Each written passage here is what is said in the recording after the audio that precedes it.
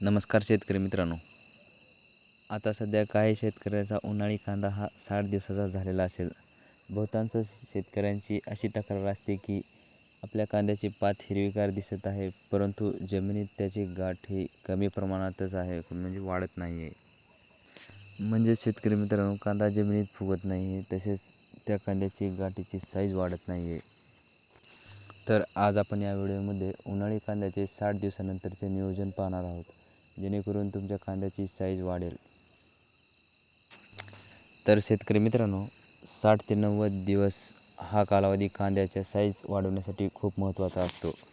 या कालावधीमध्ये योग्य खताचे नियोजन तसेच फवारणीचे नियोजन केल्यास तुमच्या कांद्याची साईज नक्की वाढते.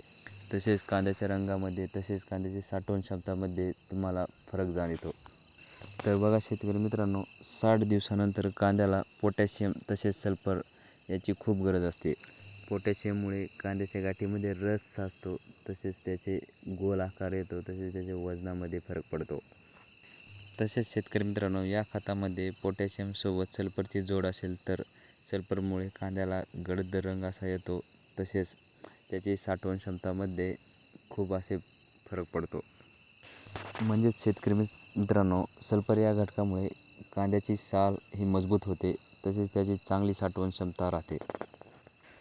तसेच शेतकरी मित्रांनो, या कालावधीमध्ये कांद्याला नत्राचे प्रमाण खूपच कमी द्यावे, म्हणजेच युरिया पूर्णपणे बंद करावे. या कालावधीदरम्यान नत्राचे प्रमाण जास्त झाले तर कांद्याची पात वाढते, पण कांद्याची साईज वाढत नाही. कांद्याच्या 60 ते 80 या कालावधीदरम्यान तुम्ही सल्फेट ऑफ पोटॅश हे खत तुम्ही देऊ शकता. या खताचे प्रमाण तुम्ही एकरी 20 ते 25 किलो याप्रमाणे द्यावे. जर तुमच्याकडे ड्रीप असेल किंवा ठिबक सिंचन असेल तर तुम्ही ड्रीपद्वारे तुम्ही हे खत देऊ शकता. तुमच्याकडे जर ठिबक नसेल तर तुम्ही पाट पाण्याने सुद्धा हे खत तुम्ही देऊ शकता.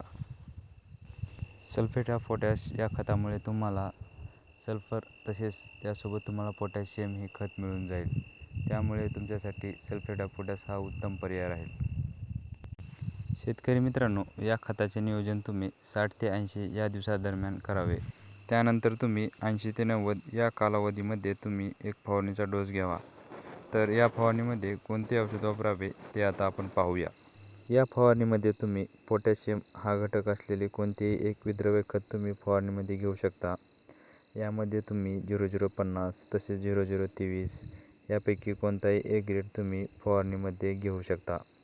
तर बघा शेतकरी मित्रांनो, फवारणीमध्ये याचे प्रमाण तुम्ही जर तुमचा पंप 15 लिटरचा असेल तर तुम्ही प्रतिपंप 100 ग्रॅम घेऊन अशा पद्धतीने तुम्ही फवारणी करू शकता.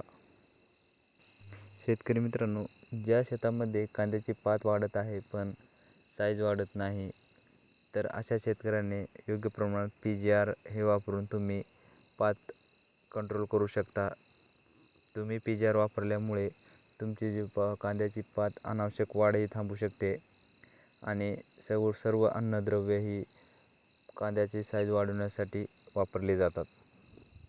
कांद्याच्या शेवटच्या टप्प्यात म्हणजेच फुगवणीच्या काळात कांद्याला पाण्याचा ताण पडू देऊ नका. तसेच शेतकरी मित्रांनो, कांदा काढण्याच्या 10 ते 15 दिवस अगोदरच पाणी थांबवावे.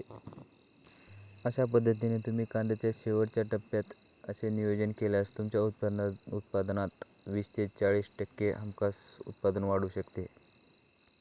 शेतकरी मित्रांनो, पुढील व्हिडिओमध्ये आपण कांद्यावरील करपा तसेच थ्रिप्स यासाठी फवारणीमध्ये कोणते औषध वापरावे, तसेच त्याचे प्रति टाकी किती प्रमाण वापरावे याविषयी संपूर्ण माहिती पाहणार आहोत. त्यासाठी तुम्ही आपल्या चॅनलला सबस्क्राईब करा, त्यामुळे तुम्हाला कांद्याविषयीची पूर्ण माहिती मिळून जाईल. तर भेटूया पुढील व्हिडिओमध्ये. धन्यवाद. जय जवान जय किसान.